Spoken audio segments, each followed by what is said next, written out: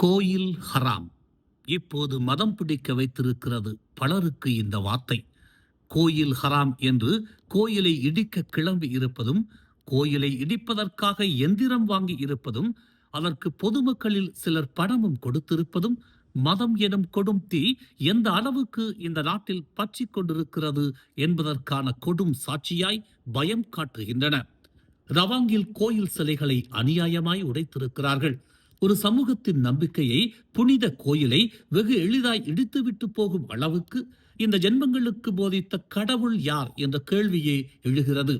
ஏனெனில் எந்த கடவுளும் பிறர் மனதை, பிறரின் நம்பிக்கையை காயப்படுத்த சொல்லவில்லை. ஆனால் இதுகள் இடிக்க கிளம்பி இருக்கிறது என்றால் இதுகளை என்னவென்று சொல்ல? இந்த கேவலமான செயல்களுக்கு பின்னால் யார் இருக்கிறார்கள் என ஓம்ஸ் அறவாரிய தலைவரும் மலேசிய அரிமா சங்கத்தின் தோற்றுநருமான ஓம்ஸ் பா தியாகராஜன் கேள்வி எழுப்பியுள்ளார். அதிலும் இந்தியர்களின் பெரும்பான்மையான நம்பிக்கையில் ஜெயித்த அன்வாரின் அரசாங்கத்திலும் இப்படி கோயிலை இடித்துவிட்டு பள்ளிக்கிறார்கள் இந்த இழி பிறவிகள். அன்வாருக்கும் எனக்குமான நட்பு பலருக்கும் தெரியும். நட்பு ஒரு பக்கம் இருந்தாலும் தலைநகர் பத்ரகாளி அம்மன் ஆலய விவகாரத்தில்தான் அன்வார் கோயில் ஹராம் என்று தெரிந்தோ தெரியாமலோ வார்த்தையை விட்டுவிட்டார். அதைத்தான் இப்போதும் ஜம்ரி வினோத் உட்பட பலரும் மென்று துப்புகிறார்கள். இந்த விவகாரத்தில் அன்வார் மீது பெரும் வருத்தம் எனக்கு. இது தொடர்பாக எத்தனை பேர் என்னிடம் விடாது தொலைபேசியிலும் நேரிலும் தொடர்பு கொண்டார்கள் என்பது எனக்குத்தான் தெரியும். தலைநகர் பத்ரகாளி அம்மன் ஆலய விவகாரம் தொடர்பாக சர்ச்சை எழுவதற்கு முன்னால் நஜீப் வீட்டுக்காவல் குறித்த அரச உத்தரவு குறித்து நாடு முழுவதும் பல்வேறு ஊகங்கள் எழுந்தன. நஜீப் வீட்டுக்காவல் விவகாரத்தை அன்வார் தான் தடுத்து விட்டார். அரச உத்தரவு கிடைத்தும் அன்வார் வேண்டும் என்றே நஜீப் வீட்டுக்காவலுக்கு தடையை ஏற்படுத்தி விட்டார் என்றெல்லாம் செய்திகள் பரவின. நஜீப்பின் வழக்கறிஞர் சஃபி அப்துல்லாவும் சட்டத்துறை தலைவர் அலுவலகம் முதற்கொண்டு அரசாணை வரை கேள்வி எழுப்பினார். அந்த நேரத்தில் கூட நஜீப் பொது மன்னிப்பு குறித்து இவ்வளவு பேசும் சஃபி அன்வார் விடுதலை குறித்தும் பேசுவாரா என்று நான் சஃபி அப்துல்லாவுக்கு சவால் விடுத்திருந்தேன். அதுவும் பத்திரிகை செய்தியாக வந்தது. அண்மையில் கூட அன்வார் விடுதலை குறித்து பத்திரிகையாளர் சந்திப்பில் மகாதீர் பேசுகையில் அன்வார் விடுதலை ஆட்சியாளர் மன்ற கூட்டத்தை கூட்டாமலே, அரச மன்னிப்பு இல்லாமலே வழங்கப்பட்டதாக தவறாக சித்தரித்தார். உடனே அதில் இருந்த பத்திரிகையாளர் ஒருவர், அப்படியானால் டதஸ்ரீ அன்வார் ஹராமான பிரதமர் தானே என்று கூற மகாதீர் உட்பட அங்கிருந்த எல்லோரும் நக்கலாக சிரித்தனர். பத்துமலையில் ஒன்று கூடி சில கட்சிகளின் பெரும் கூட்டம் பேரணி கூட்டி நஜீப்புக்காக அன்வாரை ஏளனம் செய்தன. ஆனால் உண்மையில் அன்வார் விடுதலையில் என்ன நடந்தது என்பது எனக்கும் முழுதும் தெரியும் என்பதாலும், நானும் நண்பர்களும் சேர்ந்து மேற்கொண்ட முயற்சிகளின் வெற்றிதான் அன்வார் விடுதலை என்பதாலும், அன்வாரை வசைப்பாடும் வாய்களை அடைக்க அன்வாரின் நண்பர் என்ற முறையில் உண்மையில் நஜீப் விவகாரத்தில் அன்வார் தடையாக இருந்தாரா அல்லது அன்வார் விடுதலை விவகாரத்தில் நஜீப் தடையாக இருந்தாரா என்கிற உண்மையை உறக்கச் சொல்ல வேண்டும் என்கிற நோக்கில் ஊடக அறிக்கையாக வெளியிடலாம் என நினைத்தேன். அன்வார் விடுதலைக்காக சிலரோடு நான் களத்தில் நின்றவன். இதை யாரிடமும் சொன்னதில்லை. ஆனால் சொல்ல வேண்டிய அவசியம் வந்ததால் சொல்ல நினைத்தேன். எனவே அன்வார் விடுதலைக்காக என்னென்ன செய்தோம் என்பதை பத்திரிகை செய்தியாக தயாரித்து அன்வாருக்கும் அனுப்பி வைத்தேன். அவர் சரி என்று சொன்னால் பத்திரிகையாளர் சந்திப்பை வைக்க வேண்டும் என நினைத்தேன். அவரும் தேங்க்யூ, இன்ட்ரெஸ்டிங் ஸ்டோரி, ஓகே என்று பதில் தந்தார். அதன் பிறகு முழு பத்திரிகையாளர் சந்திப்பு நடத்த இடம் கூட தேர்வு செய்தோம். தேதியை கூட முடிவு செய்து வைத்திருந்தோம். அதையும் அன்வாரிடம் தெரிவித்திருந்தோம். அந்த நேரத்தில்தான் தலைநகர் பத்ரகாளியம்மன் ஆலய நிர்வாகத்தினர் என் இல்லம் தேடி வந்து என்னை சந்தித்தனர். பரபரப்பான ஜலான் மஸ்ஜித் இந்தியா பகுதியில் அமைந்துள்ள பத்ரகாளி அம்மன் ஆலயம் 19ஆம் நூற்றாண்டின் பிற்பகுதியில் இருந்து வழிபட்டு வரும் 130 ஆண்டுகள் வரலாற்றினை கொண்ட ஆலயம். இந்த நிலையில் கடந்த 2014ஆம் ஆண்டு DBKL-க்கு சொந்தமான இந்த நிலத்தை தனியார் நிறுவனம் வாங்கிவிட்டதாக செய்திகள் கசிந்தன. இருந்தும் கடந்த 10 வருடங்களாக DBKL முறையாக ஆலயத்திற்கான நிலம் என்ற ரீதியில் கடிதம் கொடுத்துவிட்டு செல்வார்கள். ஆனால் கடைசி ஆண்டில் இருந்துதான் அந்த கடிதம் வரவில்லை என்று ஆலய நிர்வாகத்தினர் என்னிடம் தெரிவித்தனர். இதனை அடுத்து தற்போது டிபிகேஎல் தங்களிடம் வந்து இந்த இடத்தில் பள்ளிவாசல் கட்டப்படவிருப்பதாகவும், எனவே ஆலயத்தை இடமாற்றுவதற்கு ஏற்பாடு செய்து தருவதாகவும் சொன்னார்கள். ஆனால் அந்த பேச்சுவார்த்தையில் தங்களுக்கு உடன்பாடில்லை. இருப்பினும் பேச்சுவார்த்தை நடந்து கொண்டிருக்கும் இந்த சூழ்நிலையில் திடீரென்று அந்த இடத்தில் பள்ளிவாசல் கட்டுவதற்கான அடிக்கல் நாட்டு விழா நடைபெறவிருப்பதாகவும், பிரதமர் இதனை தொடக்கி வைப்பதாகவும் நாங்கள் கேள்விப்பட்டதில் அதிர்ந்து போனோம். எனவே இந்த சிக்கலுக்கு உடனடியாக தீர்வு ஏற்பட வேண்டும் என்று ஆலய நிர்வாகத்தினர் என்னிடம் கேட்டுக்கொண்டனர். அதற்கான அறிவிப்பு கடிதத்தை கொடுத்து விட்டார்கள். உடைபடும் அபாயம் இருக்கிறது என்று பல திடுக்கிடும் தகவல்களை அவர்கள் என்னிடம் சொன்னார்கள். 130 வருட கோயிலை இடிக்கப் போகிறார்களா? இதுதான் வேதனையாக இருந்தது. அன்வாரும் கூட இதற்கு சம்மதம் தெரிவித்து விட்டாரே என்று வேதனையுற்றேன். அன்வார் விடுதலை குறித்து அவருக்கு ஆதரவாக பொதுமக்களுக்கு தெரிவிக்க ஊடக ஏற்பாடுகள் செய்து முடித்துவிட்ட இந்த நேரத்தில் ஆலய பிரச்சனை வருகிறதே என்று முதலில் யோசித்தேன். ஆனால் அன்வார் எனக்கு நண்பராக இருந்தாலும் கூட ஆலயமா அன்வாரா என்ற நிலையில் மற்றவர்களைப் போல எனக்கும் சமயம்தான் முக்கியம் என்று நஜீப் வீட்டுக்காவல் விவகாரத்தில் அன்வாரை தற்காப்பதற்கு நான் சொல்ல வந்த செய்தியை, இந்நாட்டு மக்கள் அறிந்து கொள்ள வேண்டிய முக்கியமான அந்த அரசியல் கதையை சொல்லாமல் ஒத்திவைத்தேன். நான் முழுக்க முழுக்க அதன் பின் ஆலய விவகாரம் குறித்துதான் கவனம் செலுத்தினேன். தொடர்ந்து அடுத்தடுத்து பத்ரகாளி அம்மன் ஆலய நிர்வாகத்தினர் என்னை வீட்டுக்கு வந்து சந்தித்தனர். 6 முறை சந்திப்புகள் நடைபெற்றது. ஒவ்வொரு முறை வரும்போதும் ஒவ்வொரு பிரச்சனையாக கொண்டு வந்தார்கள். அவர்கள் எவ்வளவு மன உளைச்சலில் இருந்தார்கள் என்பது எனக்கு தெரியும். ஆனாலும் ஒரே முடிவில் மிக தெளிவாக தீர்க்கமாக அவர்கள் இருந்தார்கள். அது தொடர்பாக தமிழ் மலர் பத்திரிகையிலும் பல செய்திகள் வெளியாகின. நானும் ஆலயம் தொடர்பாக பத்திரிகைகளில் தவறாமல் செய்திகள் வெளியிட்டேன். ஆலய விவகாரம் தொடர்பாக முதல் சந்திப்பிலேயே அரிமாவைச் சேர்ந்த 2 வழக்கறிஞர்களை அவர்களுக்காக நியமித்தேன். முன்னதாக இந்த ஆலய விவகாரத்தை கையாளும் சூழலில் பல நிபந்தனைகளை ஆலய நிர்வாகத்திடம் முன்வைத்தேன்.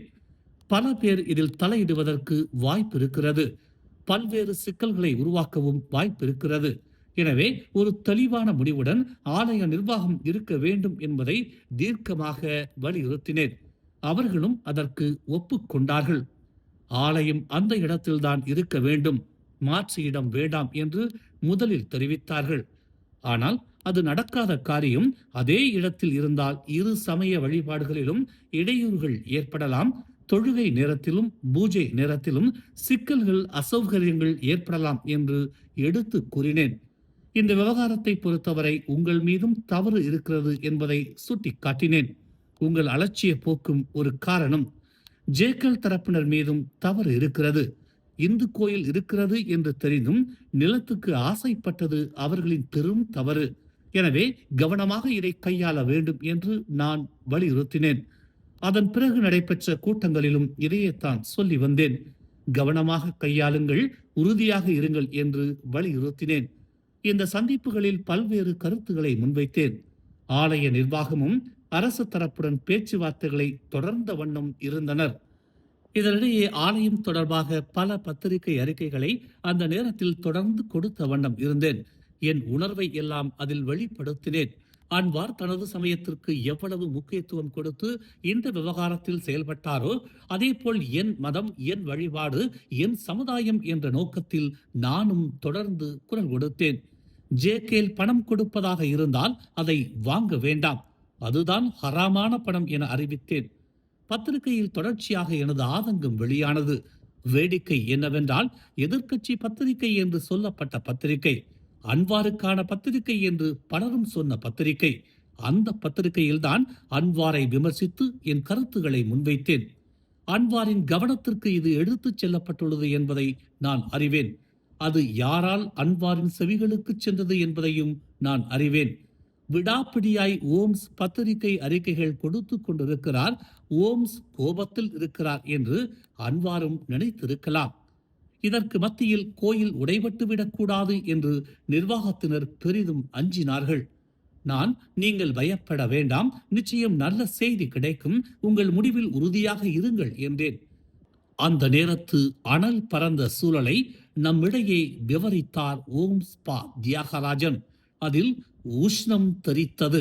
என்ன நடக்குமோ என அச்சத்தில் இருந்து கொண்டிருந்த சூழலில் பிரதமர் அடிக்கல் நாட்டுவதற்கு ஒரு வாரத்துக்கு முன்னதாக எனக்கு அலைபேசி அழைப்பு வந்தது. நல்ல செய்தி ஐயா என்று பத்து நாடாளுமன்ற உறுப்பினர் மாண்புமிகு பி பிரபாகரன் அலைபேசியில் கூறினார். மாற்று நிலம் சம்பந்தமாக பேச்சுவார்த்தைக்கு அழைத்திருக்கிறார்கள், நான் போய்விட்டு தெரிவிக்கிறேன் என்று அவர் கூறினார். அதேபோல் ஆலய நிர்வாகத்தினரும் அலைபேசியில் அழைத்து என்னிடம் தெரிவித்தார்கள். நீங்கள் போங்கள், எல்லாம் நல்லபடியாக முடியும், 100 விழுக்காடு திருப்தியாக இருந்தால் கையெழுத்து போடுங்கள், சட்ட விவகாரங்களை அமைச்சர் மாண்புமிகு கோவிந்த் சிங் இருக்கிறார், அவர் பார்த்துக் கொள்வார் என்று கூறினர். ஏறக்குறைய 2 மணி நேரத்திற்கு பிறகு வெளியே வந்த ஆலய நிர்வாகத்தினர், ஐயா ரொம்ப சந்தோஷம், அற்புதமான நிலம், எதிர்பார்த்ததற்கும் மேலான நிலமாக இருக்கிறது ஐயா என்று சொன்னார்கள். உண்மையில் அவர்கள் வழங்குவதாக சொன்ன இடம் தலைநகரில் இப்போது ஆலயம் இருக்கும் இடத்திற்கு அருகில் என்பதோடு விசாலமான இடம் என்பதால் அதற்கு ஒத்துக்கொள்வதே சிறந்தது என்று கூறினேன்.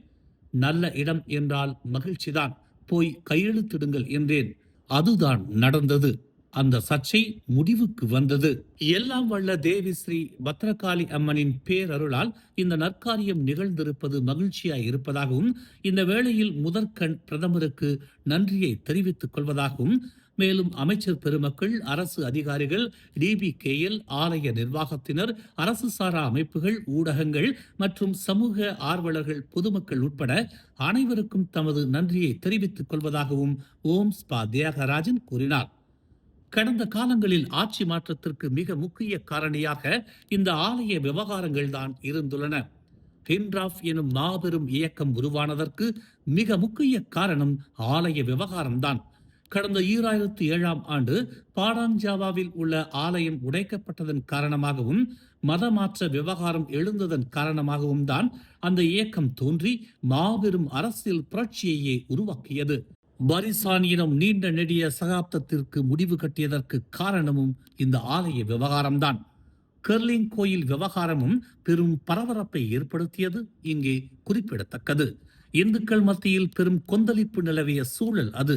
நாட்டின் பல வட்டாரங்களில் அடுத்தடுத்து இந்து ஆலயங்களை சில மர்ம கும்பல் ஆங்காங்கே உடைத்துக் கொண்டே வந்தனர்.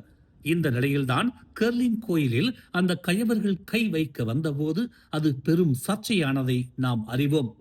அதேபோல் ஆலய விவகாரத்தை மையமாக வைத்துதான் சீஃபீல்டு ஸ்ரீ மகா மாரியம்மன் கோயிலில் சிக்கலை உண்டு பண்ணி அப்போதைய அரசை கவிழ்க்க சில விஷமிகள் திட்டம் தீட்டினார்கள். மேம்பாட்டு பணி என்ற போர்வையில் ஆலயத்தை உடைப்பதற்கான உத்தரவு கிடைத்ததும் அந்த வாய்ப்பை பயன்படுத்தி கொண்ட சில சந்தர்ப்பவாதிகள் அதை ஊதி பெரிதாக்கி ஸ்லாங்கூரில் அப்போது நடைபெற்று வந்த அஸ்மின் அலி தலைமையிலான அரசை கவிழ்க்க வேண்டும் எனும் நோக்கில் பரபரப்பாக செயல்பட்டு இரவோடு இரவாக காத்திருந்தார்கள். அப்போது ஆலயத்தில் இருந்து பிரச்சனையின் தீவிரம் உணர்ந்து மாயிக்காவின் சிவசுப்பிரமணியம், PKR கட்சியின் பூச்சோங் முரளி இருவரும் என்னை அழைத்தார்கள். அதிகாலை 1 மணி வாக்கில் நான் அங்கு சென்றேன். இன்னும் 4 அல்லது 5 மணி நேரத்தில் கோயிலை ஒரு சில தரப்பினர் உடைக்கப் போகிறார்கள். நீதிமன்ற உத்தரவை பெற்றதால் உடைப்பதில் தீவிரமாக இருந்தார்கள். அந்த சந்தோஷத்தில் ஆர்ப்பாட்டத்தில் ஈடுபட்டனர். தனது சொந்த கோயிலை உடைப்பதை கூட கொண்டாடி கொண்டிருந்த அந்த மனிதர்களை பார்க்கும் போது உண்மையில் ஜீரணிக்க முடியவில்லை. சுமார் 150 பேர் சுயநல அரசியல் நோக்கத்திற்காக உடைத்துவிடும் எண்ணத்தில் கொண்டாடி ஆர்ப்பாட்டம் செய்து கொண்டிருக்க நமது தரப்பு அதை சமாளித்துக் கொண்டிருந்தது. இதனை அடுத்து விடியற்காலை 5 மணிக்கெல்லாம் நோன்பு திறக்கும் நேரத்தில் அஸ்மின் அலியை தொடர்பு கொள்ளுமாறு நான் எனது அன்றைய நண்பர் சுரேஷ்குமார் என்பவரிடம் வலியுறுத்தினேன். அவர் சற்று தயங்கினார். நான் அவரை தைரியப்படுத்தி, தயக்கம் வேண்டாம், அஸ்மின் அலி நிச்சயம் நம் குரலுக்கு செவிசாய்ப்பார் என்று சொன்னேன். அவரும் உடனே அஸ்மின் அலியை தொலைபேசியில் தொடர்பு கொண்டார். அஸ்மின் அலிக்கு அதிர்ச்சி. இதுவரைக்கும் யாருமே இந்த சீஃபீல்டு கோயில் சம்பந்தமாக என்னிடம் இது பற்றி பேசவில்லையே. விடிந்தால் நீதிமன்ற ஆணைப்படி உடைக்கப் போகிறார்கள்.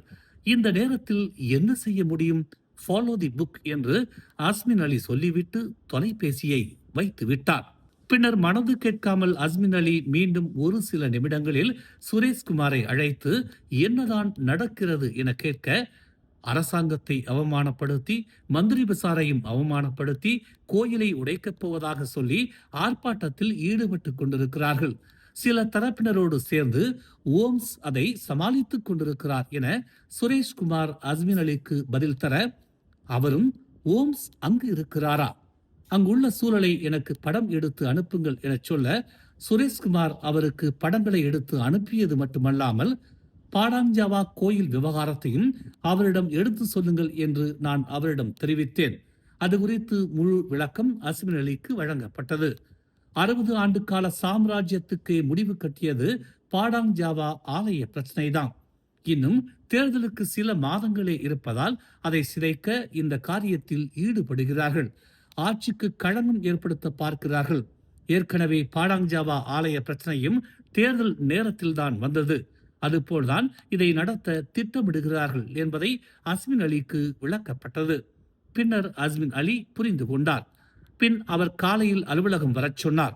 அதன்படி விரைந்து சுரேஷ்குமார் அஸ்மின் அலியின் அலுவலகம் போனார். அவரும் நோன்பு திறந்துவிட்டு விடியற் காலையிலேயே அலுவலகம் வந்துவிட்டார். டிஓ 9 மணிக்குத்தான் வருவார், செயலாளரிடம் சொல்லிவிட்டு போகிறேன், அவர் பார்த்துக் கொள்வார் என்று சொல்லி குறுகிய நேரத்தில் கடிதத்துக்கான ஏற்பாடுகளை செய்துவிட்டு போனார். அஸ்மின் அலியின் செயலாளரும் உடனே அதற்கான வேலைகளை பரபரப்பாக முன்னெடுத்து அதற்கான கடிதத்தை தயார் செய்து கொடுத்தார்.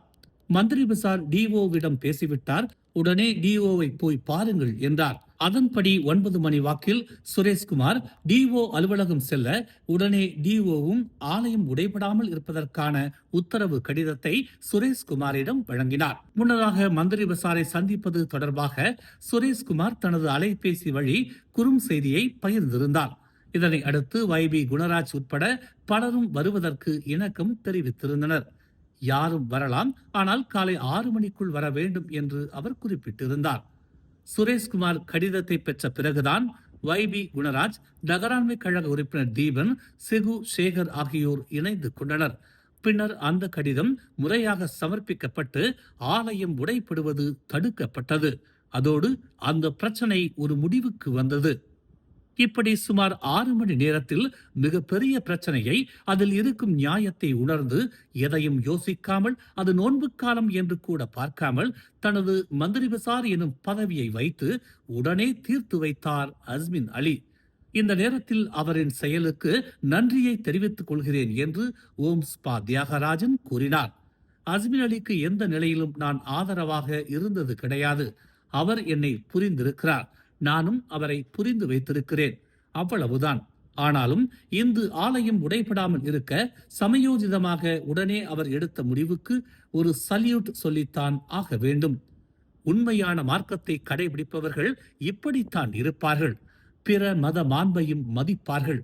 ஆனால் இடையில் மதம் மாறி மார்க்கத்தை சரியாக புரிந்து கொள்ளாத கோமாளிகள்தான் ஆலயத்தை உடைக்கிறேன் என்று கிளம்பி விடுவார்கள். அந்த வகையில் அஸ்மின் அலிக்கு நன்றி என ஓம்ஸ் பா தியாகராஜன் தெரிவித்தார். பின்னர் ஹரிரையா விருந்து உபசரிப்பிற்கு நான் நேரடியாக சென்றும் அஸ்மின் அலிக்கு மரியாதை செய்து எனது நன்றியை தெரிவித்தேன். இதுவரை உங்களுக்கு ஆதரவாக நான் இல்லை, ஆனால் இப்போது எனது ஆதரவு உங்களுக்கு தான் என்றேன். காரணம், இக்கட்டான நிலையிலும் விரைந்து முடிவெடுத்து எங்கள் ஆலயம் உடைபடாமல் இருக்க வழிவகை செய்தீர்கள். அந்த வகையில் மீண்டும் நன்றியை தெரிவித்துக் கொள்வதாக ஓம்ஸ் பா தியாகராஜன் கூறினார். அதேபோல் சீஃபீல்டு ஸ்ரீ மகா மாரியம்மன் எத்தனை சக்திமிக்க பெரும் தெய்வம் என்பதையும் நிரூபித்திருக்கிறது இந்த நிகழ்வு என்று ஓம்ஸ் பா தியாகராஜன் குறிப்பிட்டார். இவ்வேளையில் முக்கியமாக மாயிகா சிவசுப்பிரமணியம் மற்றும் PKR பூச்சோ முரளிக்கும் மீண்டும் நன்றி சொல்ல வேண்டும். ஏனெனில் இன்னும் 6 மணி நேரம் மட்டுமே இருக்கிற சூழ்நிலையில் அவர்கள் மட்டும் என்னை அழைக்கவில்லை என்றால் இதற்கு தீர்வு கிடைத்திருக்காது என்று ஓம்ஸ் பா தியாகராஜன் கூறினார். இதுதான் அம்பாளின் விளையாட்டு. பரபரப்பான சூழல் 6 மணி நேரம்தான் இருக்கிறது. அந்த இக்கட்டான நிலையில் குறுகிய நேரத்தில் இதெல்லாம் சாத்தியமாக இருக்கிறது என்றால் எல்லாம் அந்த சக்தியின் செயல்தான் என ஓம்ஸ் பா தியாகராஜன் கூறினார். அதேபோல் நமது பிரதமர் அன்வாரும் தற்போது எழுந்துள்ள இந்த கோயில் ஹராம் விவகாரத்திற்கு முற்றுப்புள்ளி வைக்கும் விதமாய் கடுமையான நடவடிக்கையை மேற்கொள்ள வேண்டும் என்பதுதான் தனது விருப்பம் என்று ஓம்ஸ்பா தியாகராஜன் கேட்டுக்கொண்டார். கோயில் ஹராம் என்ற வார்த்தையை தெரிந்தோ தெரியாமலோ அன்வார் பயன்படுத்திவிட்டார். அதற்காக மக்களிடம் அன்வார் தனது வருத்தத்தை பதிவு செய்ய வேண்டும். தாம் பிரதமர் ஆவதற்கு 84 விழுக்காடு இந்தியர்களின் வாக்குகளும் காரணம் என்பதை அன்வார் உணர்ந்திருந்தால், தாம் சொன்ன கோயில் ஹராம் என்ற அந்த சொல் இந்தியர்களை புண்படுத்தியிருந்தால் அதற்காக தாம் பெரிதும் வருந்துவதாக அன்வார் அறிவிக்க வேண்டும். அப்போதுதான் அதை வைத்து அரசியல் செய்யும் மற்றவர்களும் வாயடைத்து நிற்பார்கள்.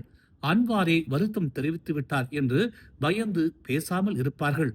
நிச்சயம் இந்த சர்ச்சைக்கு முடிவு கிடைக்கும். இல்லையென்றால் இதற்கு தீர்வு காண முடியாது என்று ஓம்ஸ்பா தியாகராஜன் கூறினார். மகாதீர் பிரதமராக இருந்த காலகட்டத்தில் இந்திய சமுதாயத்தை அவமதிக்கும் விதமாக கிளிங் என்ற வார்த்தையை பயன்படுத்திவிட்டார். பின்னர் வெளிப்படையாகவே இந்தியர்கள் மத்தியில் அவர் மன்னிப்பு கேட்டார். அதேபோல் அன்வாரும் வருத்தம் தெரிவிப்பது பெரிய விஷயம் அல்ல என்று ஓம்ஸ்பா தியாகராஜன் கூறினார். நமது தேசத்தின் ருக்கூன் நெகாரா கோட்பாடு இறைவன் மேல் நம்பிக்கை வை என்கிறது. ஆனால் இந்த கோமாளிகள் இறைவனின் சிலைகள் மீது நாசமான கைகளை வைத்து உடைத்து தேசத்தின் நம்பிக்கையை சிதைக்கிறார்கள். ஈனம், மதம், அரச மன்னிப்பு தொடர்பான 3R விவகாரம் மாபெரும் குற்றம் என்கிறார்கள். ஆனால் வெளிப்படையாய் பணம் வசூலித்து இடிப்பதற்கு என எந்திரமே வாங்கி இடிக்கிறார்கள். இதுதான் தேசத்தின் இறையாண்மையா என ஓம்ஸ்பா தியாகராஜன் கேள்வி எழுப்பினார். அவர்கள் உடைத்தது வெறும் சிலை மட்டும் அல்ல, எங்கள் மூதாதையர்களின் உருவம், எங்கள் உயிர். அவர்களை சிதைத்து உடைப்பது என்பது கொலைக்கு சமம். இத்தகைய கொலையாளிகளை அரசு வேடிக்கை பார்க்கக்கூடாது என்று ஓம்ஸ்பா தியாகராஜன் கூறினார். எனவே இத்தகைய கோமாளிகளுக்கு பாடம் புகட்ட இவர்களைப் போன்றோரை இனி சொஸ்மா போன்ற கொடும் சட்டத்தின் கீழ் தண்டிப்போம் என அன்வார் அறிவிக்க வேண்டும்.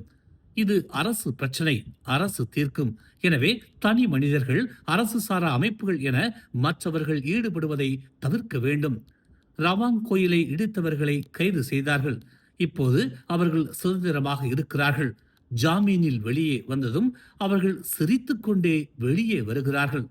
இதுவே அத்தகையவர்களை சுஷ்மா போன்ற சட்டத்தில் கைது செய்திருந்தால் அந்த எக்கால சிரிப்புக்கு இடம் இருந்திருக்காது.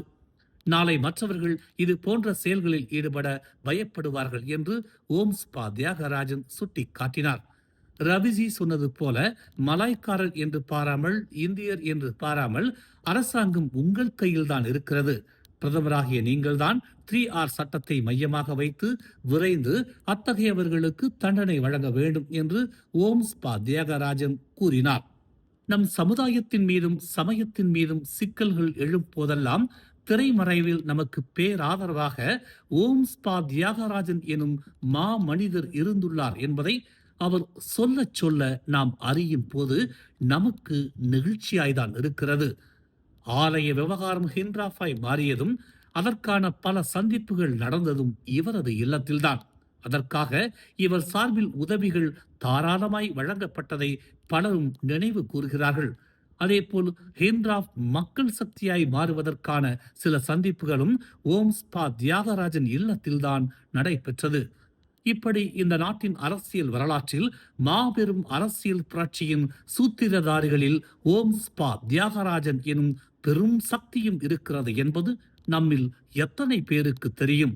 அதேபோல்தான் அன்வார் எனும் புதிய சகாப்தம் அரசியலில் தலைமை ஏற்க, அன்வார் சிறையில் இருந்து விடுதலையாக முக்கிய புள்ளியாய் இருந்தவர்களில் ஓம்ஸ்பா தியாகராஜனும் ஒருவர் எனும் போது வியப்பு இன்னும் மேலிடுகிறது. இந்த நிலையில் நஜீப் வீட்டுக்காவல் விவகாரம் தொடர்பாக சில உண்மைகளை வெளியிடப் போவதாக சொன்னதால் அவரிடம் சில கேள்விகளை முன்வைத்தோம். உண்மையில் நஜீப் வீட்டுக்காவல் விவகாரத்தில் அன்வார் தடையாக இருக்கிறாரா?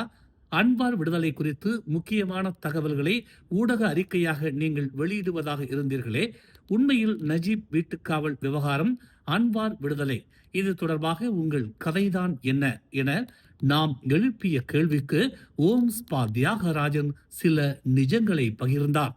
அது இந்த ஒட்டுமொத்த தேசமும் அறிந்திராத அன்வாரின் கதையாக இருந்தது. ஓம்ஸ் தியாகராஜன் யார் என்று கேட்பவர்களுக்கும் அது விடையாய் அமைந்தது.